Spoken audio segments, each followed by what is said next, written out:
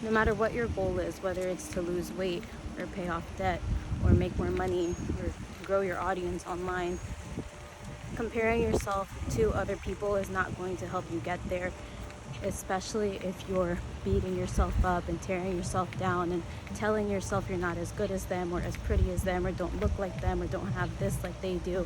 You don't have to live a life for other people. No matter what it is, I want you to keep this in mind. Everyone is on their own journey. We're all living different lives. We all have different obstacles to overcome. Comparing yourself to someone else in that negative manner is not fair to you.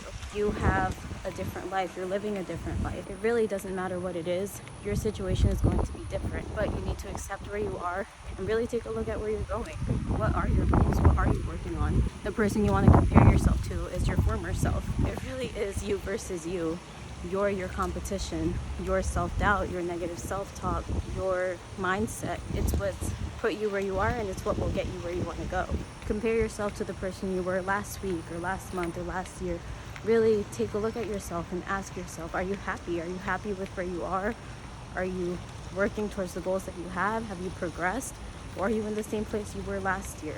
What do you want? What are the goals that you have? And what can you do to get there? Don't look at others and beat yourself up for not being where they are, not having what they have because they're on this luxurious vacation, or they have this really cool car, or they have this fancy house, or they have a body that you don't have. If you're going to look at other people, look at them as inspiration. Look at them as what's possible for you to accomplish if you put in the work, if you start applying things that they've done. Look at yourself for improvement. Again, nobody's going to do the work for you. Nobody can do the work for you.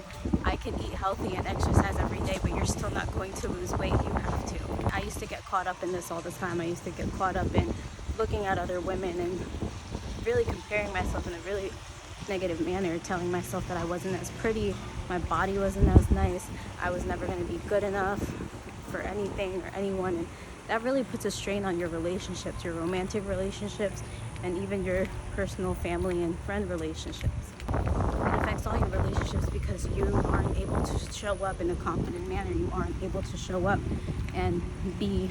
When I finally decided to start working out and making a change, I found that these thoughts were still consistent in my mind. I would go to the gym, and because I didn't see immediate results, I would beat myself up. I'm like, oh, you're never gonna look like her. Wow, you're never gonna be as pretty. Wow, you're never this, you're never that. Just honestly, just never feeling good enough for anything. And that put me in this state where I would start working towards my goals, but then I would stop because I didn't believe that I could actually get there. So much of my journey has been overcoming these mental battles and overcoming those negative thoughts and reframing the way that I speak to myself. I started at 175 and I knew I wanted to get down to 120, but honestly, I didn't believe I could. So I said, okay, I'm starting at 175, let me get down to 160. 15 pounds sounds a lot more doable than 55 pounds does. And then when I got down 15 pounds, I was like, I think I can do another 15. So it was incremental, little by little. So take a look at your goals, break them up into smaller goals, focus on yourself, and celebrate those small wins. Really celebrate yourself and celebrate those small wins, because that is what will keep you going. For me right now, this is a small win, because at first I walked out here and there were people outside and I almost said, there's too many people, I'm not going to record. But I just started recording anyway. And now I'm further into recording. People are walking around. I just stopped talking, but I keep the camera up because I don't care. They don't care. They just see me. Maybe they laugh, maybe they don't. I don't know. But really, it's not affecting my life. Anyway, when I learned to stop looking at other people as people that are better than me and look at them as people on their own journey, I learned that they're focused on themselves, so I need to focus on myself. So when I really started focusing on myself, my attitude towards myself started changing. This was really something that I learned when I started doing jiu-jitsu, because you go in there, most people go in there and they don't even know where to start. Some people don't even know what jiu-jitsu is. They just know it's some form of martial art and they want to get active. And that's pretty much what I did. I knew it was like some form of martial art, but I really didn't know what I was getting myself into. I walked in there and I did a trial class.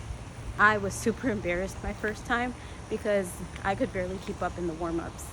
And we would go up and down the mat doing different warm-ups, and when it came to doing a front roll, I couldn't get myself to actually do it.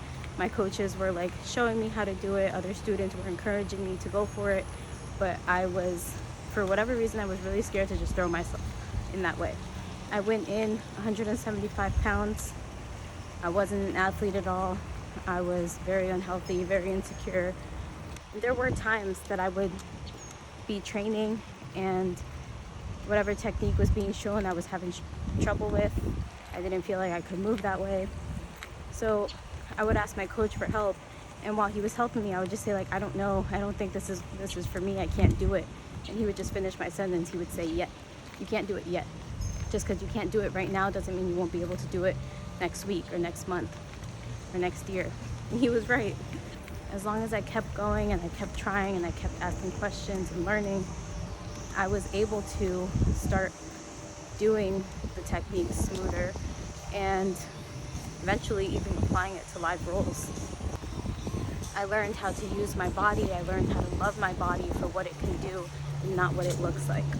I learned to celebrate small wins, like doing the front roll and losing 5 pounds and paying off one debt. Learning to celebrate those small wins is really what's going to keep you going. Now, if I look at other people, it's inspiring. I see their results as something that's possible for me in my variation of a happy and fulfilling life. I analyze what they're doing. I take a look at the habits that they have. If I can ask questions or for advice, I'm always willing to listen and apply those lessons to my life so that I can build my dream life, my variation of my happy and fulfilling life. So stop beating yourself up, stop putting yourself down, stop talking negatively about yourself and comparing yourself to other people and telling yourself you're not as good or not as pretty or not as whatever. If you're on your journey, know that they're on their own journey, and you can't compare your chapter 1 to their chapter 20. Really focus on yourself, be patient with the results, stay consistent because you will see the progress. And remember, it's always progress over perfection.